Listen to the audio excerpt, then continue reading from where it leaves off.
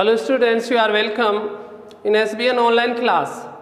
Today we are going to study about conditional sentence.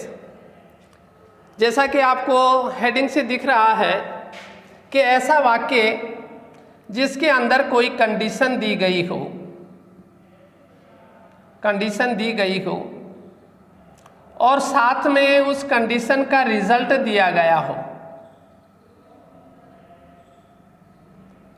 तो ऐसे वाक्य जिसमें कोई कंडीशन को एक्सप्रेस किया जाता है और साथ साथ दूसरे उसके हिस्से में उस कंडीशन के परिणाम को भी दिखाया जाए, ऐसे वाक्य जो हैं वो कंडीशनल सेंटेंस कहलाते हैं। हिंदी में उनको सशर्त वाक्य के नाम से भी जानते हैं। जैसे उदाहरण के तौर पर, इफ यू कम हियर, यदि आप यहाँ आते, आई विल हेल्प यू, मैं आपकी मदद करता। अब देखिए, इसके पार्ट्स के बारे में बात करते हैं। एक तो फर्स्ट स्टेटमेंट है जो किससे जुड़ा हुआ है, इफ से जुड़ा हुआ है, और दूसरा सेंटेंस जो है वो किससे जुड़ा हुआ है, सब्जेक्ट से जुड़ा हुआ है, और दोनों एक ही वाक्य है, ये कोमा से जुड़ा हुआ है। तो देखिए, किसी भी कंडीशनल सेंटेंस के पार्ट जो होते हैं वो दो होते हैं। Parts of A conditional sentence, यानी शर्तशुदा वाक्य के भाग जो होते हैं वो दो होते हैं। ये वाला भाग, इसको इफ क्लॉज बोलते हैं, या इसको सबऑर्डिनेट क्लॉज भी बोलते हैं, और इधर वाले को मेन क्लॉज बोलते हैं, मेन क्लॉज बोलते हैं, या इसको प्रिंसिपल क्लॉज भी बोलते हैं। उदाहरण के तौर पर देखें तो कई वाक्यों के अंदर जो है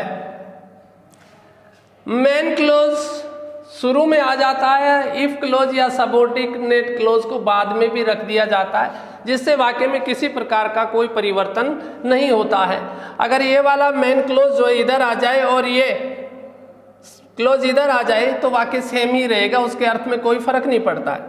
तो देखिए, इफ क्लॉज के अंदर वाक्य के अंदर एक कंडीशन दी गई होती है, जिस कंडीशन के ऊपर बेस्ड ये दूसरे वाला सेंटेंस जो है वो निर्भर रहता है, यानी ये डिपेंडेंट क्लॉज भी इसको आप कह सकते हैं। यानी कि इस कंडीशन को जब तक नहीं बताओगे तब तक ये वाला वाक्य अपना पूर्ण अर्थ प्रदान नहीं कर सकेगा। इस प्रकार से इसे डिपेंडेंट सेंटेंस भी कह सकते हैं। अब हम बात करते हैं kinds of conditional sentence. Kinds of conditional sentences के प्रकार देखते हैं। तो कंडीशनल सेंटेंस तीन प्रकार के होते हैं। ओपन कंडीशनल सेंटेंस, दूसरा होता है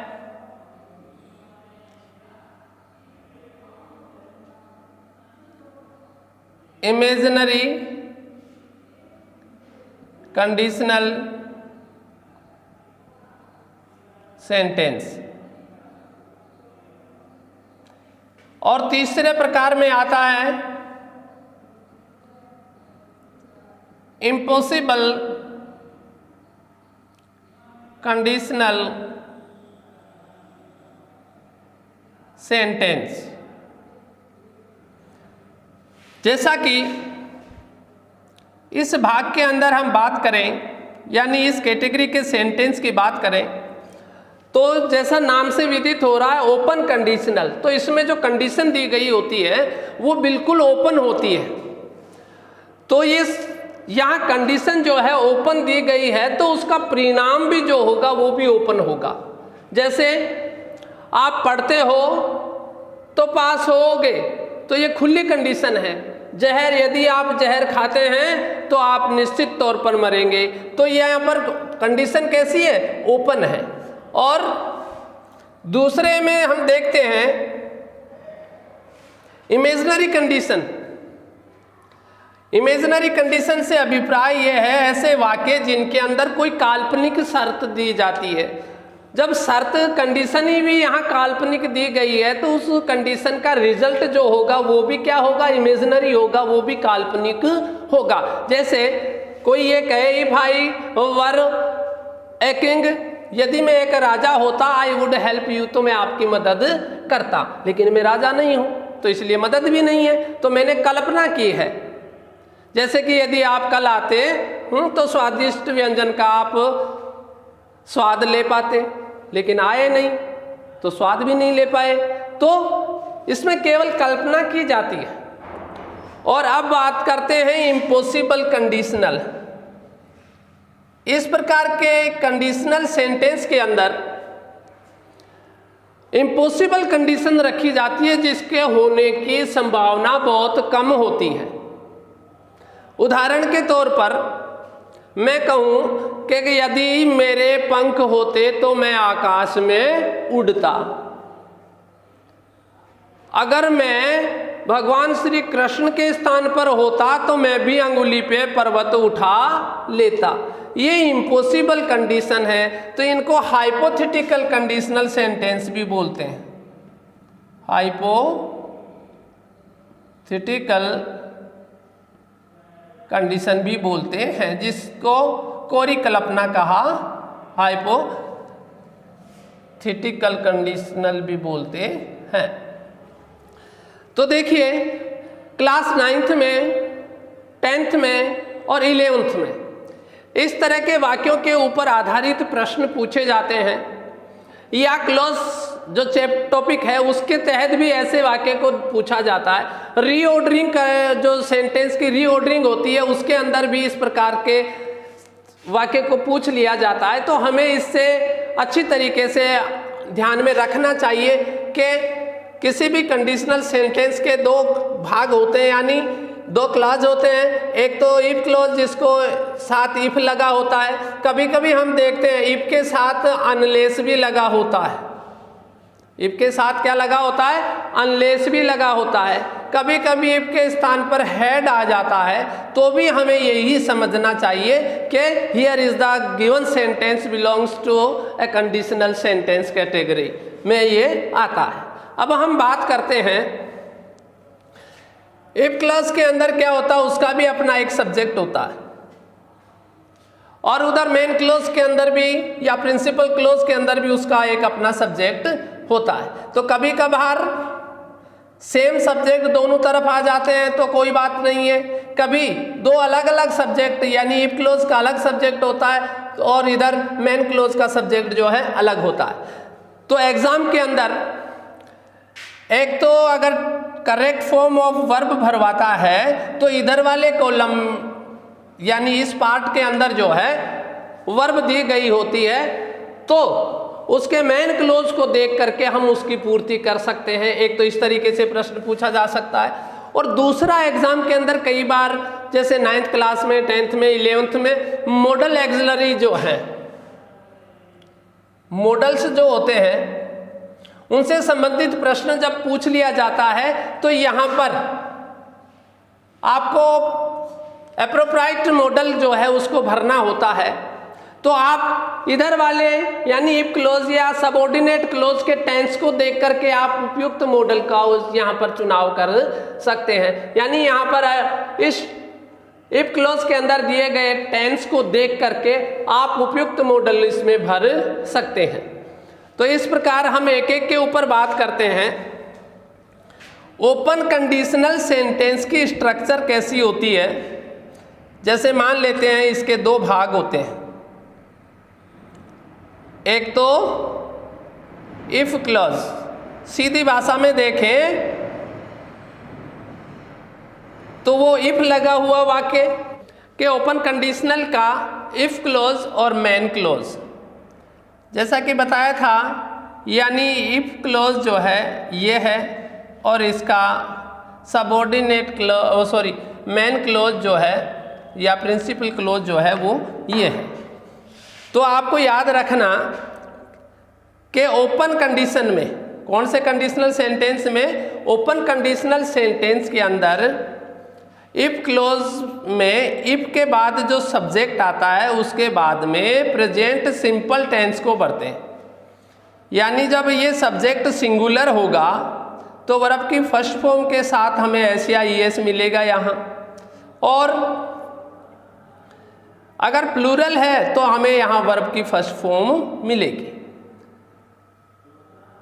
ये एक स्ट्रक्चर हो गई। तो इधर क्या होगा, यानी इस वाले भाग में क्या होगा, यहाँ भी कोई ना कोई एक सब्जेक्ट होगा इस प्रिंसिपल क्लॉज का। तो उसके बाद क्या करेंगे, अपन मॉडल का प्रयोग करते हैं। विल भी आ सकता है, कैन भी आ सकता है, शैल भी आ सकता है और मे भी आ सकता है। तो देखिए इनमें से कोई सा भी मॉडल आ सकता है।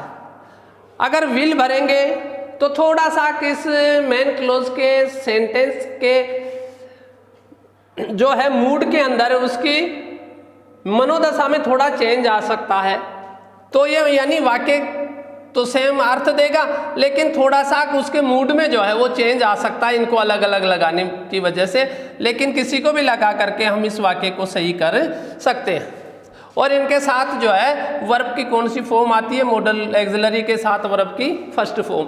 तो यदि हमें जैसे कि इसमें इधर विल मिला है तो इधर अगर वर्ब भरनी हो या इस कंडीशनल को पूरा करना हो तो देखो यू प्लूरल सब्जेक्ट है और वर्ब की कौन सी फॉर्म दी है, फर्स्ट फॉर्म दी है। तो इस टेंस को देखकर आप उपयुक्त मॉडल विल लगा सकते हैं या विल को देख करके आप प्रेजेंट सिंपल टेंस लिख सकते हैं। इस प्रकार से ये ओपन कंडीशनल सेंटेंस होता है। अब हम देखते हैं इमेजिनरी कंडीशनल में क्या होता है। इसका भी अपना एक इफ क्लॉज होता है और इसका भी अपना एक मेन क्लॉज होता है। तो ये कैसे बना हुआ होता है वाक्य में हम देखते हैं। तो इमेजिनरी कंडीशनल सेंटेंस के वाक्य में इफ क्लॉज यानी इफ के बाद सब्जेक्ट होगा और सब्जेक्ट के बाद में वर्ब की सेकंड फॉर्म होगी, यानी past form of the verb will be used in if clause. यानी ये वाक्य जो है वो कौन से का होगा, पास्ट का होगा। तो इधर वाले वाक्य में यानी मेन क्लॉज के अंदर क्या करेंगे, सब्जेक्ट के बाद हमें विल का क्या हो जाएगा, वुड, सेल का क्या भरना होगा, शुड, कैन का क्या भरना होगा, कुड, और मे का क्या भरना होगा, माइट। और इसके साथ भी वर्ब की कौन सी फॉर्म आएगी, फर्स्ट फॉर्म, यानी present form of the verb will be used here. इस प्रकार से एक इमेजिनरी कंडीशनल सेंटेंस पूरा होगा। तो यदि आपको यहाँ इस कंडीशनल के सेंटेंस के अंदर उदाहरण के तौर पर सिंगुलर सब्जेक्ट होता है, यहाँ वर्ब की सेकंड फॉर्म होती, तो विल के स्थान पर आप क्या करते, वुड करते। या आपको टेंस भरना होता और इधर आपको विल के स्थान पर वुड दिख जाता, तो इफ क्लोज के अंदर आप कौन सा टेंस भरते, पास्ट सिंपल। समझ गए। अब देखते हैं impossible conditional. Impossible conditional sentence के भी वही दो भाग होंगे, एक तो इफ वाला, इफ क्लोज होगा, और दूसरा जो होगा मेन क्लोज होगा, या इसी को प्रिंसिपल क्लोज भी कहते हैं। तो इसमें क्या होता है, इफ वाला भाग जो है उसमें सब्जेक्ट के बाद पास्ट परफेक्ट टेंस आता है, हेड प्लस वर्ब की थर्ड फॉर्म, फिर शेष कुछ रहेगा वो आएगा, फिर इधर भी सब्जेक्ट होगा तो इसके बाद में क्या होगा, वुड का वुड, सेल का शुड, कैन का कुड, और मे का माइट होगा। और साथ में इसको परफेक्ट बनाने के लिए हैव का और प्रयोग करेंगे। और दी गई वर्ब की कौन सी फॉर्म होगी? थर्ड फॉर्म होगी। तो इस प्रकार से हमने देखा, एक बार रिवाइज करते हैं कि ओपन कंडीशनल का इफ क्लोज जो है वो प्रेजेंट सिंपल टेंस में बना होता है, तो उधर सब्जेक्ट के बाद उस प्रिंसिपल क्लोज के अंदर प्रेजेंट फॉर्म के रूप में या प्रेजेंट मॉडल जो है उनको काम में लिया जाता है। इमेजिनरी कंडीशनल सेंटेंस के अंदर इफ क्लोज जो है वो पास्ट सिंपल का बना होता है, तो इधर भी मॉडल एक्सिलरी जो है वो पास्ट फॉर्म की लगाई जाती है, यानी पास्ट मॉडल को प्रयोग में लाया जाता है और उनके साथ भी वर्ब की फर्स्ट फॉर्म काम में ली जाती है। और यदि हैड प्लस वर्ब की थर्ड फॉर्म हो तो उधर क्या करेंगे? वही वुड के साथ है जोड़ना पड़ेगा, शुड के साथ है जोड़ना पड़ेगा। अब देखते हैं, कई बार स्टूडेंट कंफ्यूज हो जाते हैं कि सर ने इतने सारे मॉडल बताए कि इनका प्रयोग आपको यहाँ करना है। तो जब मॉडल पढ़ाए जाएं तो आपको ये बात याद रखना चाहिए कि मॉडल का प्रयोग जो है कंडीशनल सेंटेंस में मेन क्लोज या प्रिंसिपल क्लोज के अंदर सब्जेक्ट के बाद किया जाता है। तो आप कंफ्यूज होने की जरूरत नहीं है, डरने की जरूरत नहीं है। अगर इतने सारे मॉडल अगर आपको दे रखे हैं और आपको कोई एक मॉडल भरना है, तो आप एक बात को ध्यान रखिए, अपनी तरफ समझाने के लिए आपको कहा है कि 99% वाक्यों में आपको या तो विल का प्रयोग करना है या वुड का प्रयोग करना है, तो आपका वाक्य जो है 100% सही हो जाएगा। किसी रेयर कंडीशन के अंदर कुछ और मॉडल से मूड दिखाने के लिए बाकी अन्य का प्रयोग करते हैं, लेकिन वाक्य के अर्थ में अलग अलग मॉडल का प्रयोग करने से कोई परिवर्तन नहीं आता है। केवल उस वाक्य का मूड जो है उपयुक्त मॉडल की वजह से वो थोड़ा चेंज हो जाता है। जैसे विल लगाते हैं तो डिटर्मिनेशन की बात हो जाती है, अगर आई के साथ सेल लगा ले तो वो इजी वे के अंदर हो जाती है, उसमें न कोई थ्रेट होती है न कोई चैलेंज होता है, ऐसा माना जाता है। और एक बार एग्जाम के अंदर कई बार क्या आता है कि बी वर्ब दे देता है, तो कंडीशनल सेंटेंस के अंदर अगर वी की हम सेकंड फॉर्म बनाएं तो वो वरी काम में लेनी है, न कि आपको वाज लेनी है। तो याद रखिए, एग्जाम के अंदर जनरली ऐसे शब्द या ऐसी वर्ब पूछ लेता है जिसमें इस तरह से वर आना चाहिए, लेकिन बच्चा जो है सब्जेक्ट सिंगुलर देख के क्या कर देता है? वाज कर देता है, और बी की थर्ड फॉर्म यहाँ पर क्या होती है? बीन होती है।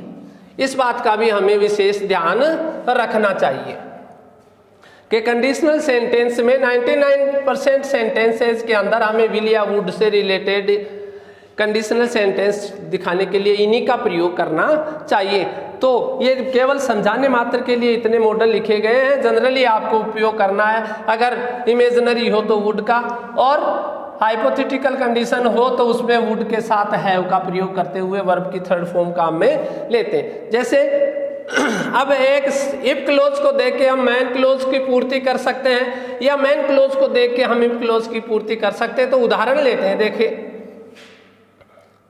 इफ आई खालिस्तान, बी ये वर्ब दी है, ए किंग कोमा आई खालिस्तान, या सीधा लिख दिया गिव माई किंगडम। देखो क्या कह रहा है, यदि मैं एक राजा होता तो मैं मेरा साम्राज्य दे देता। तो देखो इधर क्या आया है? वुड आया है। ये क्या है? मॉडल है। कौन सा है? पास्ट में है। और यहाँ पर वर्ब की कौन सी फॉर्म आई है? वर्ब की फर्स्ट फॉर्म आई है। तो इस कंडीशन को इधर देखो, इसमें कंडीशन दी है कि ये साम्राज्य कब देता? जब वो राजा होता। तो देखो मॉडल कौन सा? वुड है। वर्ब की फर्स्ट फॉर्म तो कौन से वाला हुआ? मॉडल वुड है, वर्ब की फर्स्ट फॉर्म है, तो कौन सा हुआ? Imaginary conditional. तो इसका इफ क्लोज को भरना है अपने को, तो इधर क्या करेंगे? सब्जेक्ट के बाद में सेकंड फॉर्म लगा देंगे। तो बी वर्ब दी है तो बी की सेकंड फॉर्म क्या होती है? वर। तो यहां आंसर लगा के आपको लिखना होगा क्या? वर। इस प्रकार से तो ये वर्ब को भरवा लेता है। और यदि यहाँ पर पहले से ही वर्ब लिखी होती सेकंड फॉर्म, जैसे if I were a king, और मॉडल भरवा रहा है तो यहाँ रिक्त स्थान दे देगा। तो आप इसमें क्या कर सकते? तो मॉडल वुड को आप इसमें काम में लेंगे, यानी वर्ब की सेकंड फॉर्म इधर हो तो उधर वुड लगाएंगे, वर्ब की फर्स्ट फॉर्म लगाएंगे। जैसे इफ आई खालिस्तान में वर्ब दी है have wings, I would have flown in the sky, flown in the sky, तो मैं आकाश में उड़ता, आकाश मेरे पंख होते। तो इधर देखो टेंस पूछ रहा है अगला, तो वुड आया है, हैव आया है और वर्ब की थर्ड फॉर्म आई है। तो देखो वुड है, हैव है, वर्ब की थर्ड फॉर्म है, टेंस आपको फिलिंग करना है। तो इधर देखो क्या होगा, इधर देखो आपको क्या करना होगा, हेड लगाना होगा दी गई वर्ब की थर्ड फॉर्म। तो हमने हेड लगा दिया, ये सहायक क्रिया के रूप में। अब हैव की थर्ड फॉर्म भी क्या होती है, हेड होती है। तो यहाँ डबल हेड का प्रयोग हो गया। तो वाक्य क्या हुआ, इफ आई हैड विंग्स, यदि मैं काश मेरे पंख होते, I would have flown in the sky, तो मैं आकाश में क्या करता, उड़ता। इस प्रकार से हम कंडीशनल सेंटेंस के माध्यम से करेक्ट फॉर्म ऑफ वर्ब भरते समय अगर कंडीशनल सेंटेंस दे दिया जाए तो हम उसकी वर्ब की पूर्ति कर सकते हैं। और अगर मॉडल से रिलेटेड अगर ब्लैंक्स दे दिए जाए जिसमें एग्जाम में मॉडल भरवाना चाह रहा हो, तो हम एक उपयुक्त मॉडल के बारे में भी लिख सकते हैं, उस मॉडल का उचित जगह पर प्रयोग कर सकते हैं। मैं आशा करता हूं कि आपका टॉपिक जो है, आज का टॉपिक जो है, आप लोगों को अच्छी तरीके से समझ में आया होगा। इसके लिए आपको धन्यवाद। और कोशिश करना घर पर इनको एक्टिविटी देख करके पूरा करने की कोशिश करना। 9th क्लास में, 10th क्लास में, 11th क्लास में आपके लेसन के पीछे जो कंडीशनल सेंटेंस के कोई वाक्य हैं, आपको ये टेंस वाले भाग में भी मिल जाएंगे, आपको मॉडल वाले भाग में भी मिल जाएंगे। तो मैं चाहता हूँ कि आप घर के ऊपर प्रॉपर तरीके से इनकी स्टडी करें। और इसी आशा के साथ thanks a lot, love you all.